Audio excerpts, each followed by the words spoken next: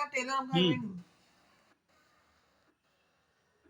Friends, आज हम लोग प्राचीन भारत के इतिहास के अंतर्गत महाजनपद काल का अध्ययन करेंगे। महात्मा बुद्ध के जन्म के पूर्व हमें भारत में एक ऐसे काल का दर्शन होता है जिसको हम महाजनपद काल के नाम से जानते हैं। उस समय हमारा भारत 16 जनपदों में बटा हुआ था और महाजनपद काल की जो हमको जानकारी है वो बौद्ध साहित्य और जैन साहित्य के अंतर्गत प्राप्त होती है। इस प्रकार हम बौद्ध साहित्य और जैन साहित्य को ऐतिहासिक स्रोत के आधार हमारे हैं। ऐतिहासिक स्रोत के आधार पर हम इसको हम दो भागों में बांट सकते हैं, बौद्ध साहित्य और जैन साहित्य। तो हमारा जो बौद्ध साहित्य में पहले जो हमारे बौद्ध ग्रंथ आते हैं, बौद्ध ग्रंथ सबसे महत्वपूर्ण ग्रंथ है अंगुत्तर निकाय, जिसके लेखक महंत आनंद कौशलायन हैं और ये बहुत महत्वपूर्ण ग्रंथ है। इसमें 16 महाजनपदों के नाम इस प्रकार मिलते हैं, जैसे कि पहला अंग, दूसरा मगध, तीसरा काशी, चौथा कौशल, पांचवा वज्जी, छठा मल, सातवां चेदी, आठवां वत्स, नवा कुरु, 10वां पंचाल, 11वां मत्स्य, 12वां शूरसेन, 13वां अश्मक और 14वां आवंती, 15वां गांधार और 16वां कंपोज। अब इसी प्रकार जैन धर्म भी जो है, जैन ग्रंथ भी हमको जो कि में हम देखते हैं कि जैन ग्रंथ का सबसे महत्वपूर्ण जो ग्रंथ है भगवती सूत्र है, जिसकी रचना सुधर्मा स्वामी ने की थी, जो श्वेतांबर संप्रदाय से संबंधित थे। और उसमें जैन धर्म का जो ग्रंथ है भगवती सूत्र में हमको 16 महाजनपदों की सूची इस प्रकार मिलती है।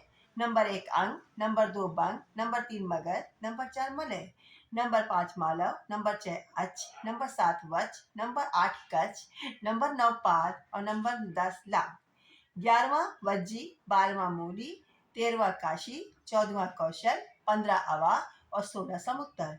ये उस वक्त के नाम हैं जो कि बड़े टफ हैं, लेकिन इसी नामों से ये जाने जाते थे। अब हम देखते हैं कि जो बौद्ध ग्रंथ के अनुसार जो हमको संक्षेप में यानी कि हमको बौद्ध सूची के अनुसार महाजनपदों के संक्षेप में हम इस प्रकार आपको नाम बता रहे हैं, जिसमें काशी, कौशल, अंग,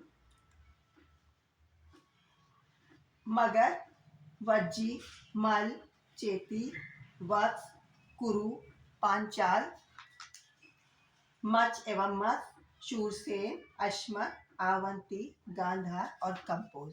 अब ये 16 जो महाजनपद के हमने अभी संक्षेप में नाम बताए, इनके बारे में थोड़ा सा हम विस्तार से जानकारी ले लेते हैं। जो पहला हमारा राज्य है 16 महाजनपद का, वो है काशी। काशी जो कि बहुत शक्तिशाली, बहुत प्रसिद्ध जनपद था और इसकी राजधानी क्या थी? काशी थी, जिसको आज हम आधुनिक वाराणसी के नाम से जानते हैं। ये जो है वरुणा और असी नदियों के संगम पर स्थित था और राजा ब्रह्मदत्त के शासन काल में काशी बहुत शक्तिशाली हो गया था। और हमारे जैन तीर्थकर पार्श्वनाथ के जो पिता थे राजा अश्वसेन भी काशी के ही प्राचीन शासकों में से एक थे। हमारा जो अगला राज्य आता है वो कौशल आता है। कौशल, इसको हम आज आधुनिक अवध के नाम से जानते हैं। महात्मा बुद्ध के समय इसकी राजधानी श्रावस्ती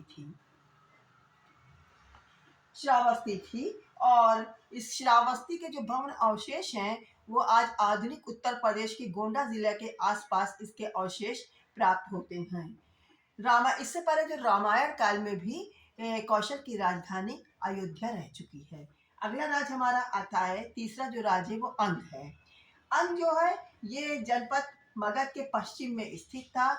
आधुनिक काल में भागलपुर के पास इसके ये जो है क्या कहते हैं कि भागलपुर के पास ये स्थित था और इसकी जो राजधानी थी चंपा थी।